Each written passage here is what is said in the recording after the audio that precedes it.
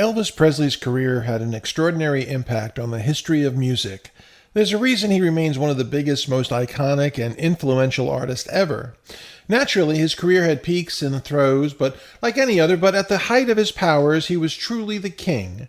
In 2016, Billboard reported that Elvis's Christmas album was the most successful Christmas-themed record ever released in the United States, at a remarkable 20 million copies sold. Presley is remembered for so many things: his incredible energy on stage, his uncanny ability to take a song and make it his own, his charming smile and signature hairstyles. All of these qualities have been adopted to varying degrees of success by countless imitators and admirers since. The king's life wasn't all adoration, success, and happiness, however. One of the best-known elements of his story is one of the most tragic. He died in a sudden and untimely fashion. Various factors contributed to his sad death, potentially including a certain chronic illness that isn't very well understood.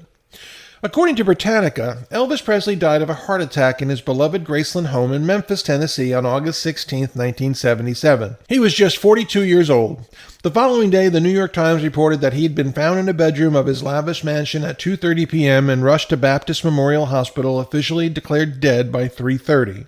The New York Times shared the first details of the hound dog's crooner's cause of death. Cardiac arrhythmia was the cause pointed at by Shelby County Coroner Dr. Jerry Francisco, but no more details were immediately forthcoming. As it was, there was far more contributing factors, as HuffPost reports. By the time of the issuing of Presley's death certificate on August 19th, his official cause of death had been elaborated upon, becoming hypertensive cardiovascular disease with atherosclerotic heart disease. The king, in short, had a heart attack. His life undoubtedly contributed to this, with How Stuff Works highlighting his oppressive performance schedule, his troubled personal life, and existing ailments, among other things. In the last years of life, Presley had glaucoma, hypertension, issues with his throat, and problems with his digestion, among other things, all of which put an additional strain on his body. It has been suggested, however, that a major contributing factor to the death of the king was a chronic illness known as Ehlers-Danlos syndrome. Dr. Forrest Tennant, per Payne News Network, consulted the coroner's report and reams of information about Presley's medical history.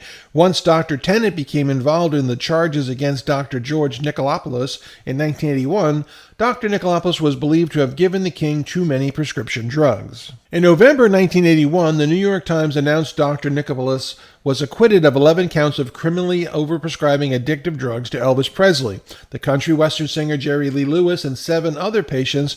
Dr. Tennant's involvement in the case, however, led him to a fascinating conclusion. Ehlers-Danlos syndrome, EDS, which was widely unknown and could not be adequately screened for while Presley was alive, was the primary cause of the early death of Elvis.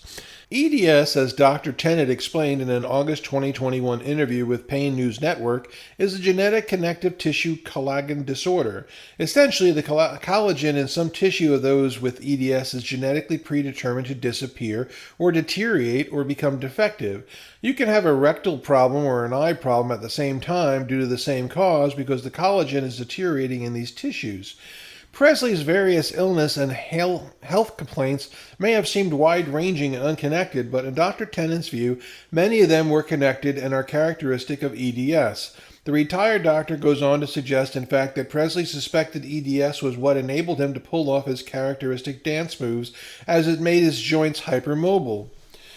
The Ehlers-Danlos Society reports that this group of hereditary disorders, including brittle cornea syndrome and hypermobile EDS, are generally characterized by joint hypermobility. Among other traits, it's more than plausible that Presley may have lived with it.